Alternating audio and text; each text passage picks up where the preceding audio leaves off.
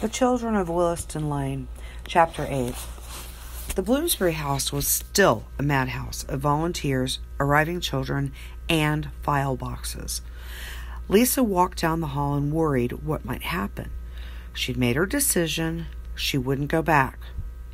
Anything, she told herself, was better than the terrible loneliness of the last 6 months at the captain's house. "Lisa Jura, Mr. Hardesty will see you now." She walked into his office. "Aha, it's you," he said as recognition dawned. "We were worried. The captain told us you'd gone missing." But instead of the brash young bundle of energy he remembered, before him stood an exhausted girl with uncombed hair and wrinkled clothes. Mr. Hardesty picked up a file with Lisa's picture on the front and several papers clipped to the back. "Were they treating you badly?" Lisa reddened in embarrassment. "No, sir." "Were you getting enough to eat?" "Yes, sir." Mr. Hardesty let out a large breath, exhaling months of fatigue and frustration. Lisa forced herself to begin the speech she had rehearsed in her head. "Excuse me, sir. I came back to London because I want to make something of my life. I don't want to be a servant. I play the piano, and I'm going to make something of my life. Please let me stay in London," she begged. Mr. Hardesty studied her, and his expression softened. "Let me see what I can do, at least temporarily." He ran his index finger down a list of telephone numbers, picked up the phone, and dialed. "I'll get a tongue lashing, but hopefully it'll be a short one," he muttered. Lisa watched as Mr. Hardesty wrinkled up his face and began. "Mrs. Cohen? Alfred Hardesty here, Bloomsbury House. We have a bit of an unusual situation here, and I know I promised not to send so much as one more sardine your way, but there's a lovely young lady who just needs a place for a month." He held the phone away from his ear, and Lisa heard the raised voice of a woman. Cupping his hand over the mouthpiece, Mr. Hardesty leaned forward and said, "I think you two will get along famously." Concerned about smoothing Mrs. Cohen's ruffled feathers, Mr. Hardesty himself escorted Lisa to her new home, the hostel at 243 Williston Lane. The houses on Williston Lane were surrounded by neatly manicured lawns. As the taxi slowed, Lisa noticed a building with a cross carved into the stone lintel above the door. 3 nuns were in the front flower garden watering the plants. The cab rolled to a stop at the next house. The 2 of them got out and headed up the stone walkway. Mr. Hardesty knocked, and an imposing middle-aged woman in a dark purple dress opened the door. "Please come in." She surveyed Lisa and glanced at the little suitcase. "Is that all you have?" "Yes, ma'am." "Come in, then. Let's not stand here while the house fills up with flies." Mr. Hardesty picked up Lisa's suitcase and put his arm around her shoulder, easing her through the doorway. Lisa walked into a dark-paneled foyer, which opened into a pleasant drawing room with 2 sofas and several groups of chairs and tables. 2 well-worn chessboards were arranged neatly on top of a card table. A graceful staircase led upstairs, and a dining room was visible from across the foyer. She stepped farther into the parlor and saw the large fireplace and the bay window that looked out on the convent next door. Nestled in the cove by the window was a distinctive shape covered with a hand-crocheted shawl. Lisa's heart beat faster. It was a piano. "We're overcrowded, you know. We can only make room for you temporarily," Mrs. Cohen said, not noticing Lisa's expression of wonder. "I'll have one of the girls tell you the rules."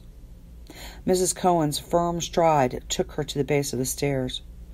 "Gina Kampf, come down here, please," she shouted she shouted in a remarkably strong voice. She has an even heavier German accent than I do, Lisa thought, smiling. She felt comfortable here already. At the sound of youthful steps thundering down the staircase, Mrs. Cohen turned to Mr. Hardesty. While you're here, Alfred, I have some receipts I'd like to go over with you. Before he left the room, Mr. Hardesty turned to Lisa and shook her hand. Now, please, mind Mrs. Cohen. I don't want to hear any stories about any more unexpected trips. Hi, I'm Gina. A pretty dark-haired girl with vivacious eyes finished bounding down the stairs. You must be the new girl. Yes, I'm Lisa Jura. Pleased to meet you, she said with an exaggerated bow. Isn't my English fabulous? Mrs. Cohen says I'm the best English speaker in the whole house. Oh, that's the first rule. She says you have to speak English on the first floor at all times.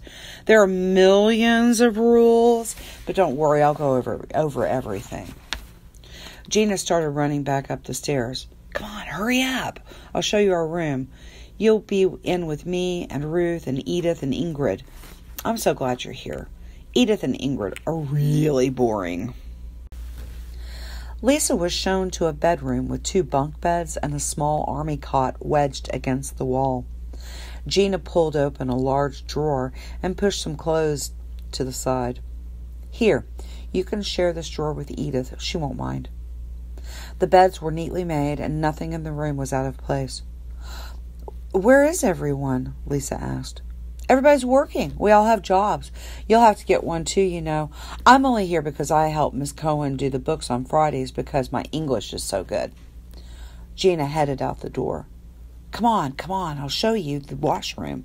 There's only one for all 17 girls, and we're not allowed to use the boys upstairs unless we're dying or something. The tour continued. Lisa was shown the 3rd floor where the boys slept, met the cook, a blonde Czechoslovakian named Mrs. Glazer, and was told too many rules to remember. Curfew was at 10, lights out at 10:30, no food allowed in the bedroom for fear of mice, hot bath once a week to save coal, telephone calls no longer than 1 minute, egg timer on table, chores on Saturdays, obligatory picnic on Sundays to boost morale.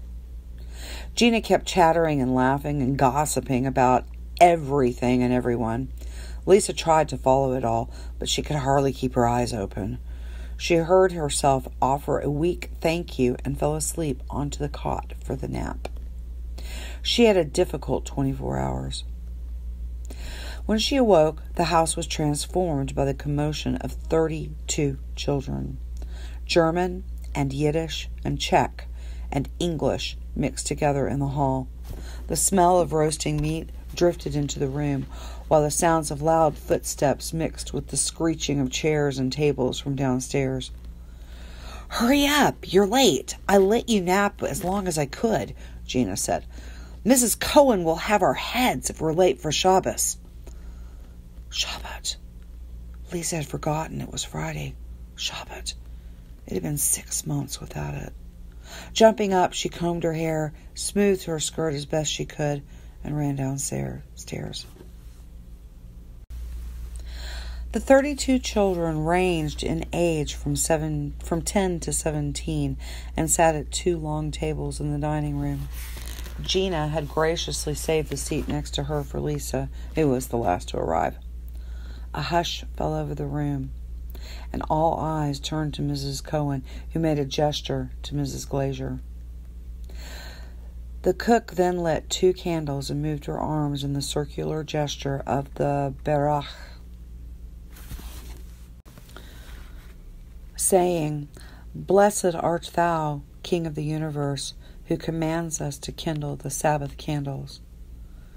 Lisa recited the prayer along with the others and felt like crying because of the deep feeling it evoked in her. It was the first time she had seen someone other than her mother light the candles, and she ached for her presence.